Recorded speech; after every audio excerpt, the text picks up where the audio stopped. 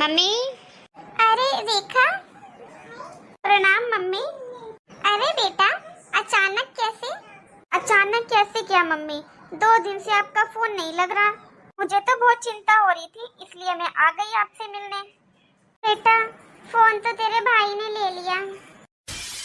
भाई ने ले लिया फोन? पर क्यों मम्मी? भाई भाभी सबके पास अपना अपना फोन है, फिर उन्होंने आपका फोन क्यों ले लिया मम्मी? बेटा, तेरे भाई को लगता है कि मैं सारा दिन फोन पर बहू की बुराई करती हूँ। कह रहा था जब तक मेरे पास फोन रहेगा घर की बातें बाहर जाती रहेंगी। लेकिन मम्मी, आपके तो फोन में कभी रिचार्ज ही नहीं होता था। आप तो किसी को फोन ही नहीं करते थे। मैं ही करती थी हमेशा आपके पास फोन। ने बताया नहीं क्या भाई को? मेरे अलावा आपके पास कौन फोन करता है? कोई बात नहीं बेटा, इनके मन में एक यही वहम है तो ये भी दूर हो जाएगा।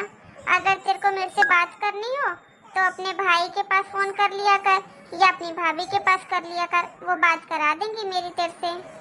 क्या बताऊं मैं मम्मी आपको, 2 दिन से भाभी के पास फोन कर रही हूँ। भाभी मेरा फोन तक नहीं उठाती और अगर कभी उठा भी लेती हैं तो ढंग से बात तक नहीं करती। मम्मी, इस बारे में मैं बात करूंगी भाई से। अच्छा बेटा, एक बात बता, तू अकेली आई है क्या? ना दामाद जी दिख रहे हैं ना बच्चे दिख रहे हैं। हाँ मम्मी, मैं अकेली आई हूँ। ये ऑफिस गए हैं और बच्चे स्कूल गए हैं। मम्मी, मेरी ननद आई हुई हैं, वो राखी तक रुकेंगी, इसलिए मैंने सोचा 1-2 दिन मैं आपके साथ रह लेती हूँ। बच्चे तो अपनी बुआ के साथ बहुत खुश रहते हैं। ये तो तूने बहुत अच्छा करा, मेरा भी मन लग जाएगा तेरे साथ। ये देखो आ गई महारानी बिना बुलाए। दीदी आप कब आई? यूं अचानक कैसे? सब कुछ ठीक है ना आपके ससुराल में? मेरा मतलब है ना कोई फोन करा ना कोई पूछा।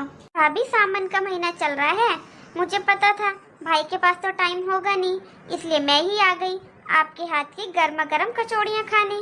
और सोचा आज आप सबको सरप्राइज दे देती हूँ, इसलिए फोन नहीं करा। बहू, चाय बना दे रेखा के लिए। आपकी बहन आई हुई है? क्या रेखा आई हुई है? लेकिन क्यों अचानक से? 2 दिन से माँ जी के पास फोन नहीं है ना, तो खबर नहीं मिली उन्हें कौन क्या कर रहा है क्या खा रहा है, इसलिए आई है।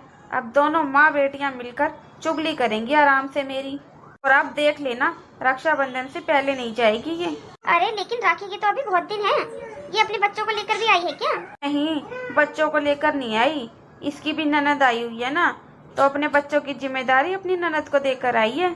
खुद तो अपनी ननद से इतने काम करवाती है और यहाँ पर आकर मेरे पे हुक्म चलाती है कि मैं तो आपके हाथ की कचौड़ियाँ खाने आई हूँ, मेरे लिए तो कचौड़ियाँ बना दो। आपकी मम्मी कि मेरी बेटी आई है, जाकर चाय नाश्ता बना ले। दिन में बस यही थोड़ा टाइम मिलता है मुझे आराम करने का। इतने में ही दोनों माँ बेटियों की फरमाइशें शुरू हो गई। देखो जी, मैं आपको साफ साफ कह रही हूँ, मैं बस आपकी माँ की सेवा कर रही हूँ, इतना ही काफी है। अब मैं आपके रिश्तेदारों की सेवा नहीं कर सकती। यार, तुम लोगों का ना ये डेली का ड्रामा हो गया है। इन कलेशों की वजह से मेरा घर में आने का मन नहीं करता। ये सही है, आप तो इन सब बातों से बचने के लिए ऑफिस में जाकर बैठ जाते हो।